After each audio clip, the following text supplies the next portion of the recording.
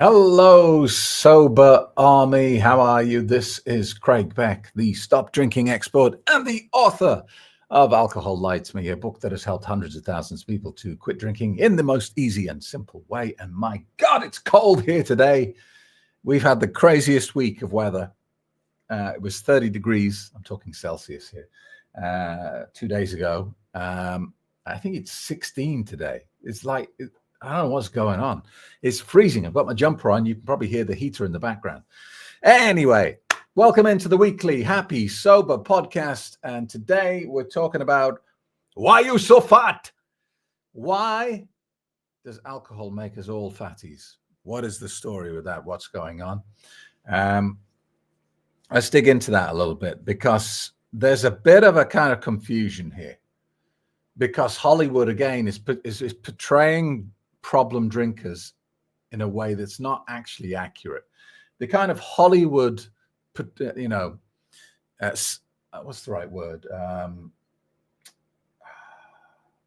Stereotype.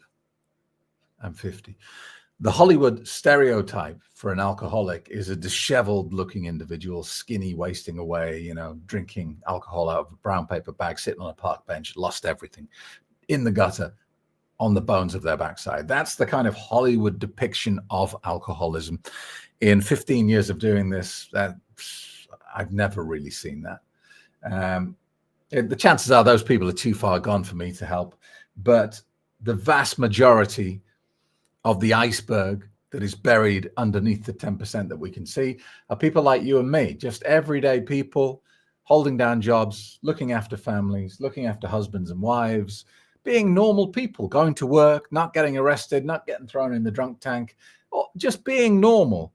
But every night they're going home and they're drinking, they're opening the bottle, and that is becoming their routine, and eventually it starts to destroy their life. That is the standard depiction of a problem drinker.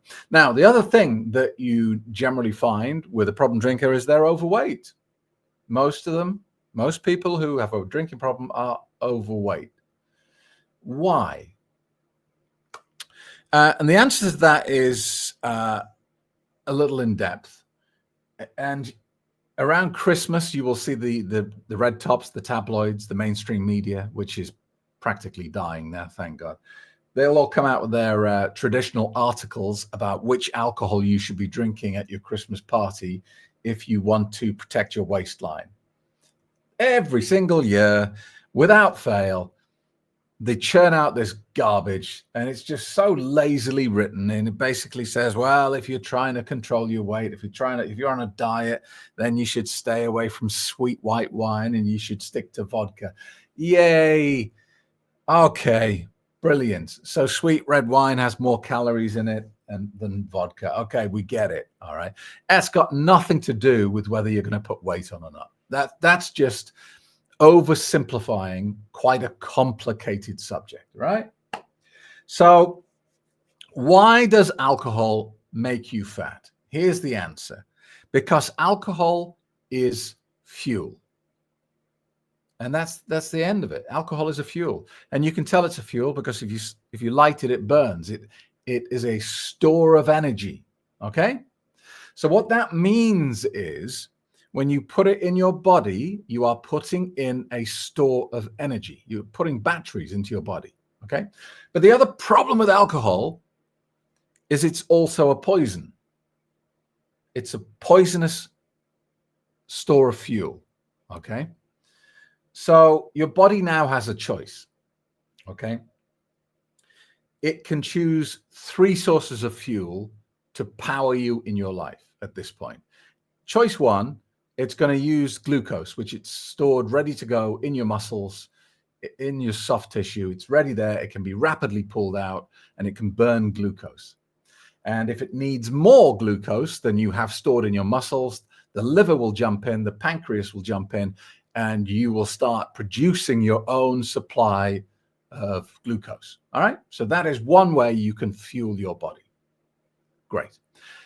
If it gets, you've used up all your glucose, you've exhausted your production, then your body is going to turn to fat. It's going to say, okay, let's take some of this lard that we put on this guy's hips and belly, and we're going to burn that now to fuel the muscles and give him all the energy he needs. Fantastic. This is what we want to happen. We want the body to burn the fat, all right? But it's not going to burn the fat unless all the glucose is gone from the muscles. Okay, so that's going to be option 2. Now, the third option that you've introduced by drinking is this liquid fuel that is also poisonous. So what does your body do? Does it leave the poisonous stuff in your body and burn the glucose? Does it leave the poisonous stuff in your body and burn the fat? No. Your body's not stupid. It's kept you alive for years. It knows what it's doing. Your body says, right, okay, we have a problem here. We have an emergency. This idiot has poisoned himself. Let's get the poison out the system as quickly as possible. Don't use any more glucose. Don't use any more fat. Let's burn this poisonous fuel as quickly as we can. All right? Then you're going to have a 3-course meal. Then after that, you call out for McDonald's. And then you have a big bag of chips while you're watching Netflix. And so your body is not only not burning fat, not burning glucose, but now you've given it a big pile of food. It's got to do something with it. It can't just leave it there rotting in your stomach. So it turns it into fat. So you get more fat, but you're burning this fuel. Now, here's where it gets really, really sneaky, devious, and deceptive, because the evil clown is a psychopath, right? If you did a blood glucose test, or if you wear one of those continuous blood glucose monitors, and you drank a massive glass of vodka, what would happen to your blood glucose levels? The answer? Nothing. Nothing.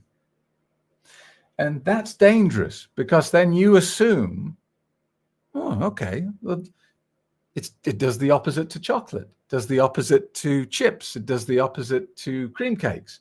Because if you eat chocolate, a cream cake, or a bag of chips, your blood sugar levels are going to spike through the roof.